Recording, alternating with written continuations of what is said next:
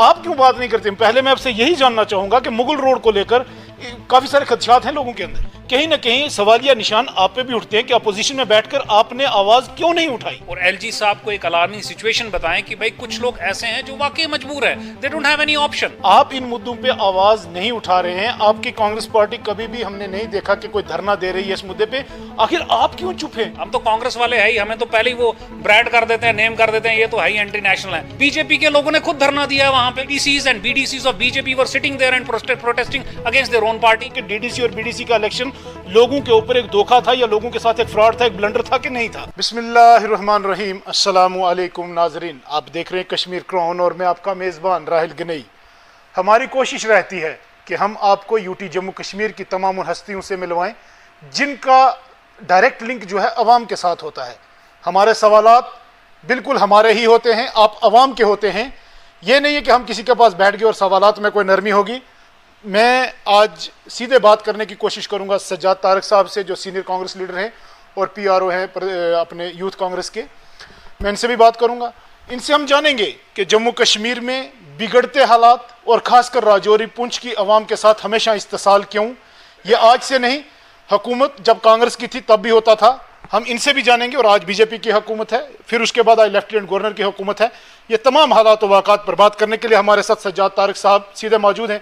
आप तमाम राय राज देख रहे हैं। सज्जाद साहब, सबसे पहले वेलकम कश्मीर क्राउन में। शुक्रिया शुक्रिया सर, सबसे पहले मैं आपसे ये जानना चाहूँगा, जिस तरीके से मुगल रोड का एक बहुत बड़ा इशू बना दिया गया है, कहीं ना कहीं ये लग रहा है कि ये मुगल रोड पे आप जाने के लिए कहीं वीज़ा सिस्टम ही ना फिट कर दें।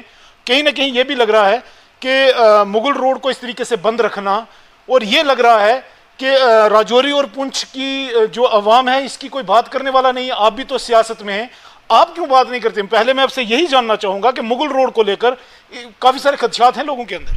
देखिए, मैं एक चीज़ पहले आपको ये कहना चाहूँगा, वो ये, जितने भी हमारे स्टेट हाईवेज़ हैं और नेशनल हाईवेज़ हैं वो कोविड प्रोटोकॉल के तहत पूरे हिंदुस्तान में गवर्न किए जा रहे हैं। मींस जो उनकी मोमेंट है वो मोमेंट कोविड प्रोटोकॉल के ऊपर है।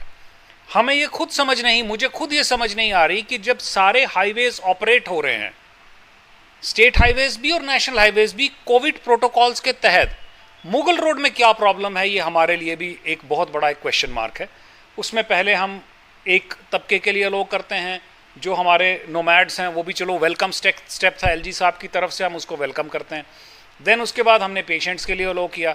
बट एक बहुत बड़ा क्वेश्चन मार्क ये है कि वाई नॉट फॉर एवरीवन। मतलब उसमें ये नहीं मैं कह रहा हूँ कि हर आदमी जिसको कोई काम भी नहीं है वो भी चलना शुरू कर दे। कोविड प्रोटोकॉल्स के तहत अगर पूरा हिंदुस्तान ऑपरेट हो रहा है, हाईवेज ऑपरेट हो रहे हैं, why not Mughal road? This is a big question. बिल्कुल बिल्कुल, यही बात अगर आप नहीं समझ पा रहे हैं, यूथ कांग्रेस की एक बड़ी हस्ती हैं आप, कांग्रेस कमेटी के एक आला रुकन हैं आप, अगर आपको समझ नहीं आ रही है, एक आम शहरी, एक गांव वाला, एक गरीब इंसान जिसका ताल्लुक कश्मीर से है, अपनी बच्चियों की शादी वहां पे हुई है, कहीं ना कहीं सवालिया निशान आप पे भी उठते हैं कि अपोजिशन में बैठकर आपने आवाज क्यों नहीं उठाई? देखिए, मैंने लास्ट टाइम भी हमारी एक प्रेस कॉन्फ्रेंस थी, मैंने उसमें भी ये बात रखी थी।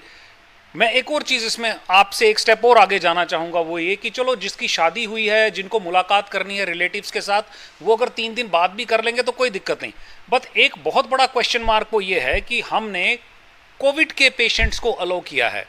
अब जो आपका रेगुलर पेशेंट है जिसके पास डिस्चार्ज स्लिप नहीं है किसी हॉस्पिटल की, और वो रेगुलर क्रॉनिक पेशेंट है, मान लीजिए वो किडनी पेशेंट है, वो हार्ट पेशेंट है, वो कोई मेंटल किसी ट्रॉमा से गुजर रहा है, कोई बुजुर्ग है, कोई जवान है जो एक रेगुलर मेडिसिन ले रहा है सोरा इंस्टीट्यूट से या कश्मीर से, बिकॉज जितना ये पुंछ का या राजौरी का इलाका पड़ता है, कश्मीर तो यहाँ से 60 किलोमीटर पे स्टार्ट हो जाता है, वो कहाँ जाएगा? यही आपसे जानने की कोशिश। बिल्कुल, मैं आपके चैनल के माध्यम से ये district administration Rajouri, district administration Poonch, मैं चाहता हूं ये दोनों कोऑर्डिनेट करें और एलजी साहब को एक अलार्मिंग सिचुएशन बताएं कि भाई कुछ लोग ऐसे हैं जो वाकई मजबूर है, they don't have any option.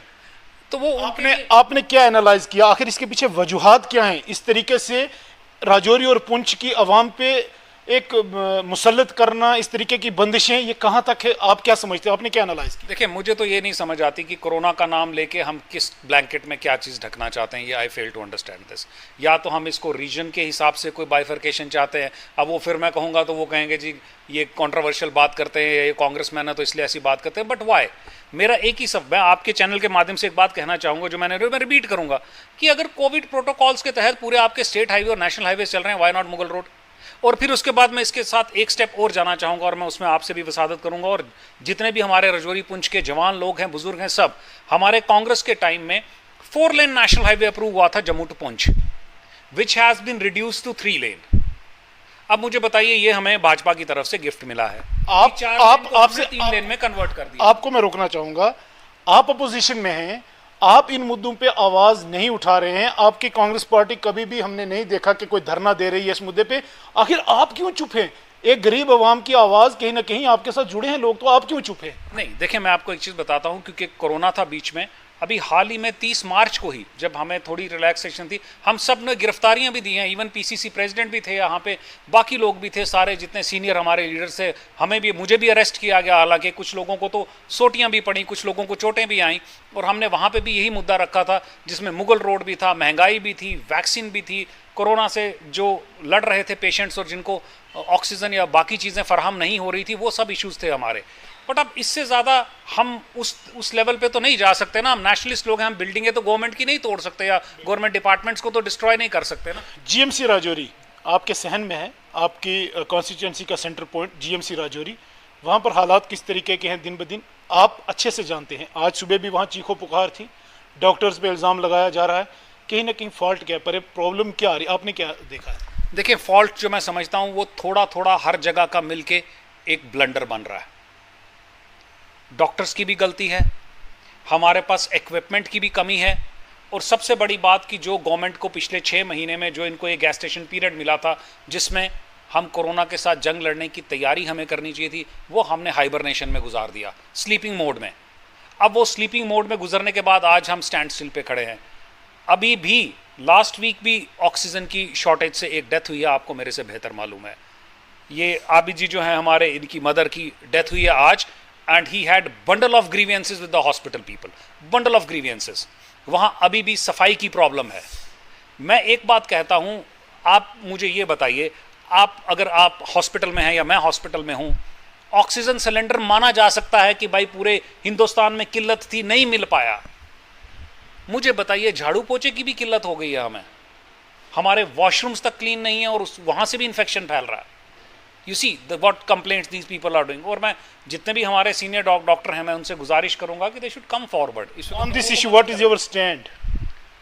देखिए, हमें एडमिनिस्ट्रेशन को, इसको हॉस्पिटल को थोड़ा सा स्ट्रिक्टली देखना चाहिए, और प्लांट भी लगा है, सब हुआ है, लेकिन फिर भी लोगों को वो जो सेटिस्फेक्शन लेवल है वो नहीं मिल पा रहा है। कहीं ना कहीं लोग जो है वो इस बात से रिजेंटेड हैं। और ये रोज़, मैं मानता हूँ कि कोविड से जो डेथ हो रही है वो उसके n नंबर ऑफ रीजंस हो सकते हैं, बट नेग्लिजेंस नहीं होना चाहिए हॉस्पिटल की तरफ से। मैं आपसे जानना चाहूँगा, जिस तरीके से डीडीसी इलेक्शन हुए, बीडीसी इलेक्शन हुए, लोगों के अंदर एक उम्मीद जगाई गई, 3 टायर सिस्टम का नारा दिया गया, लेकिन कहीं ना कहीं मैं आपसे ये जानना चाहूँगा, अवाम के साथ हमेशा सियासी लोगों ने इस्तेसाल किया, क्या ये बात प्रूव हो चुकी है अब इतने हालात देखने के बाद भी? आप ये देखें ना, डीडीसीज ने भी तो रो रो के अपने हकूक लिए हैं। आप देख लीजिए, उन्होंने रोके, इवन आप हमें तो छोड़ दीजिए, हम तो कांग्रेस वाले हैं ही, हमें तो पहले ही वो ब्रांड कर देते हैं, नेम कर देते हैं, ये तो हाई एंटी नेशनल है। बीजेपी के लोगों ने खुद धरना दिया है वहां पे। The DDCs and BDCs of BJP were sitting there and protesting against their own party. आप ये देख लीजिए। और उसके बाद हालत ये है, इतनी एरोगेंस है। You see the former deputy CM, वो कहता है भाड़ों के टट्टू हैं। उन लोगों को, उन जम्मू के लोगों को, उन लोगों को, वोटर्स को कहते हैं जिन्होंने उनको डिप्टी सीएम बनाया, this is the condition of the government. ये इन लोगों का रुझान है और बात करने का और जवाब देने का तरीका है। आप इनसे क्या एक्सपेक्ट करेंगे? मैं यही जानना चाहता हूं आपसे कि अगर इन लोगों को अपने हकूक के लिए लड़ाई लड़नी पड़ रही है, तो इन लोगों के हकूक के लिए कब लड़ेंगे?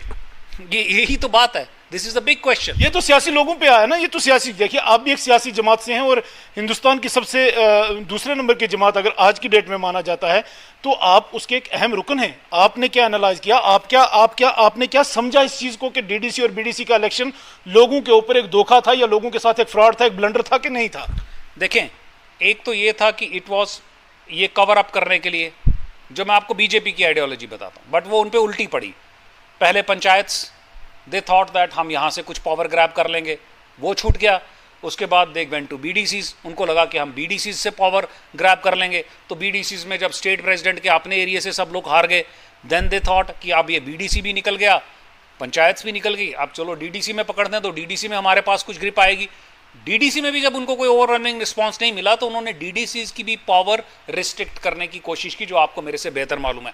बट आज की डेट में क्योंकि डीडीसीज ने ऑब्जेक्ट किया, उसमें सिटिंग उनके अपने डीडीसी मेंबर थे बीजेपी वालों के, हम कांग्रेस के तो थे ही, एनसी के थे ही, बाकी पीडीपी के थे, सब तंजीमों के थे, उनके अपने लोगों ने जब किया तो तब जाके इनको कोई 2 पैसे जो प्रोटोकॉल मिलना था या जो इनको थोड़ी सी फैसिलिटीज़ मिलनी थी या इनको जो ऑफिसेज मिलने थे ऑपरेशनल होने के लिए, वो अब जाके कहीं हुआ है, वो इन्होंने दिया नहीं, वो डीडीसीज ने छीना है इनसे।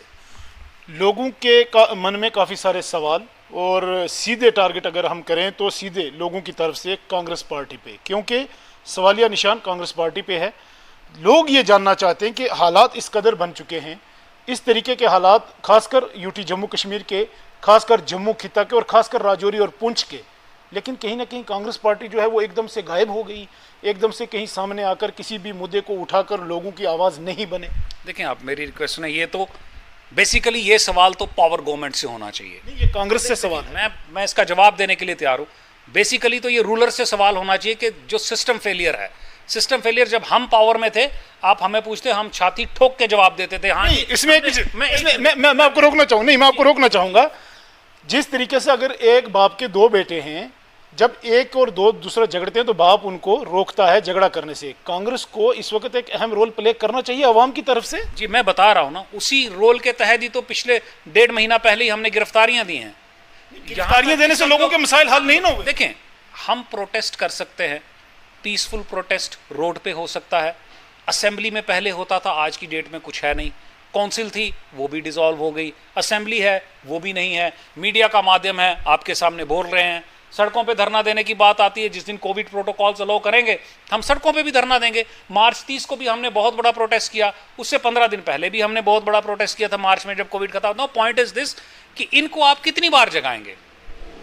सोचने की बात यह है कि ये जो बीजेपी के लोग हैं इनको आप कितनी बार जगाएंगे। और जब आप इनसे बात करते हैं, दे हैव एरोगेंट एटीट्यूड। पिछली बार जो हमारे मेंबर पार्लियामेंट थे वो दिखे ही नहीं।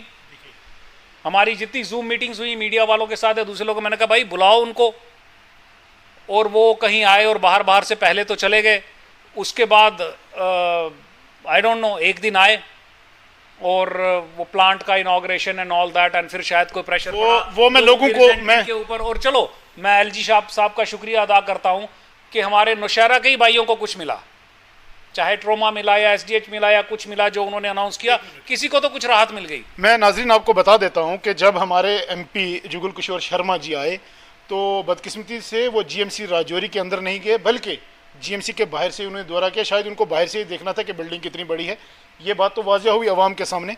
लेकिन इस बात पे भी कांग्रेस पार्टी की तरफ से रिजेंटमेंट शो क्यों नहीं है, लोग जानना चाहते हैं। नहीं, हमने बोला कि जो एमपी हमारे गुमशुदा है, हमने तो यहाँ तक कहा कि इनके पोस्टर लगवाइए, ढूंढिए कहाँ हैं।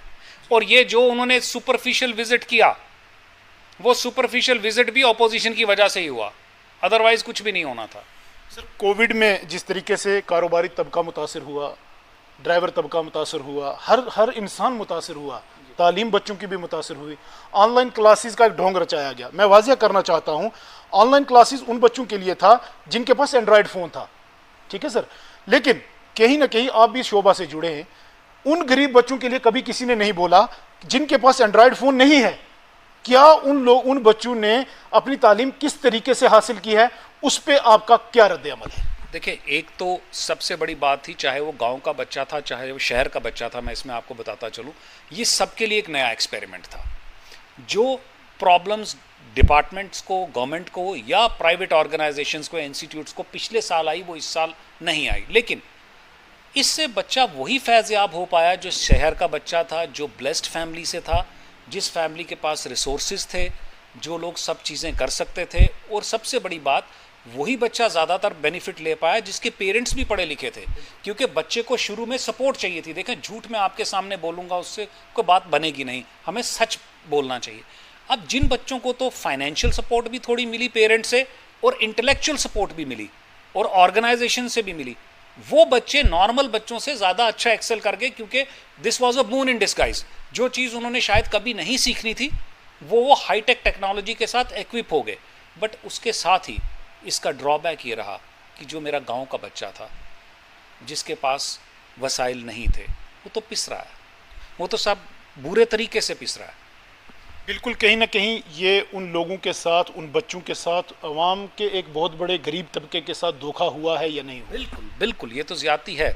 और उनके लिए मैं ये कहूँगा, चाहे प्राइवेट स्कूल्स हैं चाहे गवर्नमेंट स्कूल्स हैं, जब हमें कोविड प्रोटोकॉल्स अलो करते हैं कि आप क्लासेस लगाइए, जब भी, है ना, चाहे कोई बच्चा प्राइवेट स्कूल का है गवर्नमेंट स्कूल का है, हमें उन गाँव के बच्चों पे जो बिल्कुल भी क्लासेस से अटैच नहीं रहे, कट ऑफ रहे, उनके ऊपर ज़्यादा स्ट्रेस देने की ज़रूरत है और ज़्यादा एजुकेशन का स्ट्रेस उन पे, और अच्छे तरीके से उनको पढ़ाई कराने की ज़रूरत है, विदाउट मेकिंग देम फ्रस्ट्रेटेड और समथिंग लाइक दैट। आपसे अब आखिरी सवाल जानना चाहूँगा।